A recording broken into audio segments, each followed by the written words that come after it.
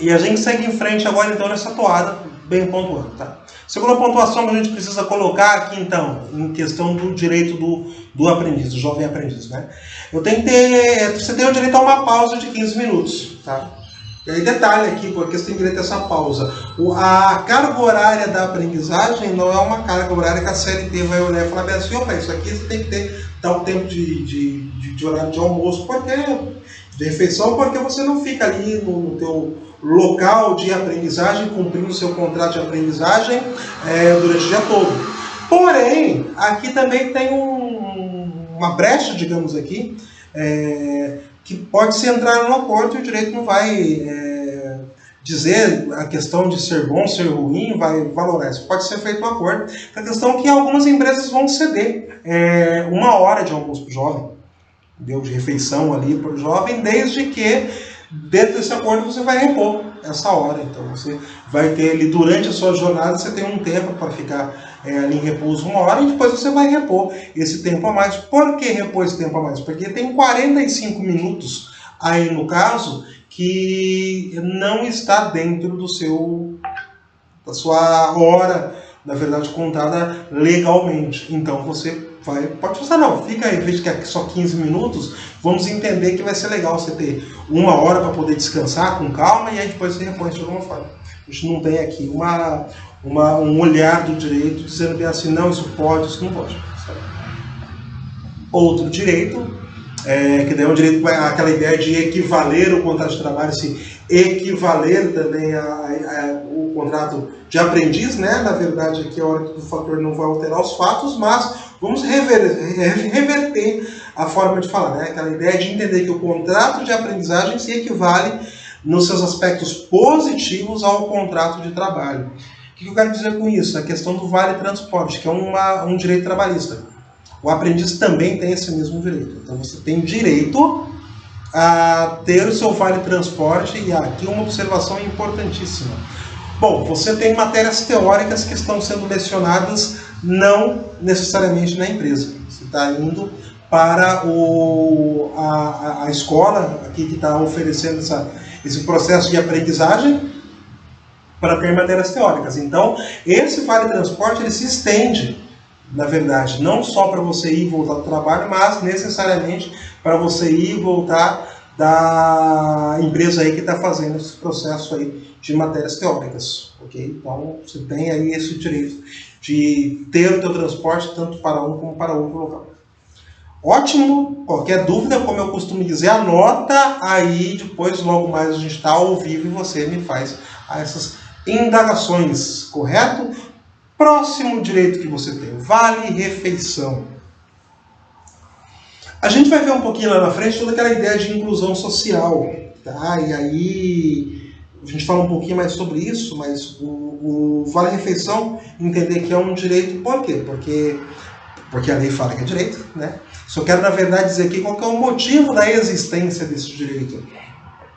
A gente sempre que pensa a ideia de lei, temos que pensar com um todo. Então, às vezes, por exemplo, você faz um processo de aprendizagem e você ter aí o seu vale-refeição ou não ter, você fala assim, não, até trago meu próprio alimento de casa, ou você pode até não valorar aquilo como uma necessidade sua, mas vai entender que no todo vai ter, então, para pessoas que vai ser fundamental você ter essa verba a mais ou não. Por quê? Porque aqui você tem, então, a inclusão. A gente tem que pensar que existe aquele aprendiz que, por exemplo, está tendo alguma dificuldade para ter a sua alimentação regular. Então, você tem aqui esta ideia a mais. Tá? A gente tem esse benefício a mais que é colocado em forma de lei. Certo? Eu vou comparar, por exemplo, aqui na cidade de Maringá, a prefeitura. Quando a criança está lá na educação básica até o quinto ano, a prefeitura ela cede todo o material didático, dá uniforme e tudo, bolsa e tudo. Estava conversando, tem um caso prático sobre isso. Estava conversando nessa mesma semana passada, na verdade, mesma semana não. Semana passada, entre uma ida e outra aí para cumprir o horário de trabalho de Uber, estava conversando e dois me mostraram uma ideia sobre esse fator. Um falou bem assim, Eu nem sei se precisaria ter tudo isso. Eu, por exemplo, até preferiria se eu pudesse comprar meu uniforme escolar, tal, questão de qualidade, isso e aquilo, tá. Um outro Uber falou para mim assim, ele veio de uma outra cidade que ele veio em outro estado, não tinha esse benefício que a prefeitura dá. Falou assim, poxa, eu acho que legal, rapaz, eu tenho 2 crianças lá na minha cidade, no meu estado, o início do ano gastava quase R$800 aí para conseguir comprar uniforme, conseguir comprar sapato, bolsas e material didático para colocar minhas filhas para estudar. E aqui não, que a prefeitura dá tudo. Então, ou seja, a gente, na verdade, quando precisa ter essa ideia de dar uma lei, de ceder um benefício, tem que pensar, né, no todo, né? Então, como que eu penso no todo? Eu pego este aqui que tem mais necessidade e faço com que esse também tenha direito para poder regular as coisas, certo? A ideia básica é essa, isso é praticamente um intuito constitucional, digamos assim. Princípio, na verdade, né? Colocar dessa maneira, estou colocando com uma certa ressalva, mas vamos dizer que seja isso.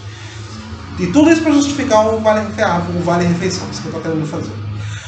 Curso de capacitação profissional, aqui eu acho algo demais, assim, algo sensacional, né? E no primeiro momento você pode pensar bem assim, é claro que você acha algo sensacional, né? Afinal de contas, é justamente por ter um curso de capacitação profissional que você está neste momento aí no seu posto de trabalho.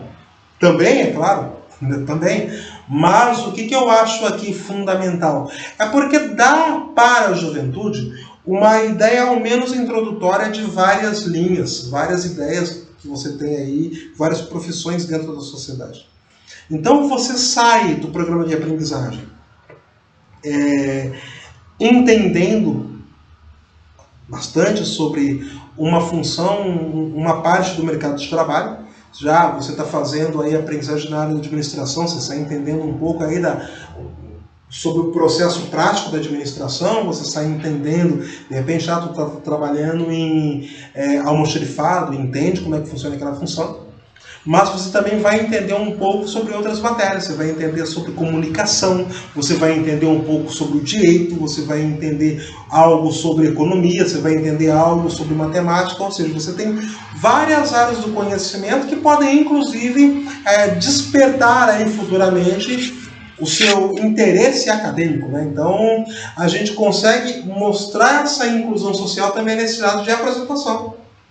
Além de capacitar, você é apresentado para áreas do conhecimento, certo? Então, eu penso que ao ser apresentado para áreas do conhecimento, o programa Jovem Aprendiz, ele dá ao todo uma inclusão, certo? Dá ao todo uma inclusão. E aí eu vou fazer um flerte com a literatura, né? Aquela ideia da literatura de falar sobre um processo histórico de trabalho, e aí alguém fala para a pequena criança, você, Tício, que é filho de carpinteiro, neto de carpinteiro, bisneto de carpinteiro, você também será carpinteiro, o seu filho será carpinteiro, o seu neto será carpinteiro, e aí você buscará entre as gerações. Quando você dá o conhecimento de várias fontes para o aprendiz, e aí necessariamente então para o jovem, para o adolescente, você está olhando e está rompendo com essa marra. Você está falando, minha senhora, você não tem aqui uma destinação já em ser algo porque é assim que é. Não, você na verdade é alguém que tem a liberdade para conquistar o seu espaço ao sol, e você vai conquistar o seu espaço ao sol da maneira ao qual você achar mais prudente, da maneira ao qual você vai se sentir mais confortável, mais agradável. Então aqui a gente tem, na minha opinião, um dos pontos principais desta lei, uma das ideias principais. Não é simplesmente te colocar para aprender algo, te dar uma remuneração e falar bem assim, e vai que é por aí. É só isso, né? Não, a gente está colocando ideias amplas aqui, está tendo um conhecimento sobre as ideias amplas. Eu acho isso maravilhoso, e já a gente está voltando aí com um pouquinho mais aí de pontuações nessa nossa área jurídica, esse nosso alinhamento aqui com o pensamento jurídico, ok? Logo voltamos.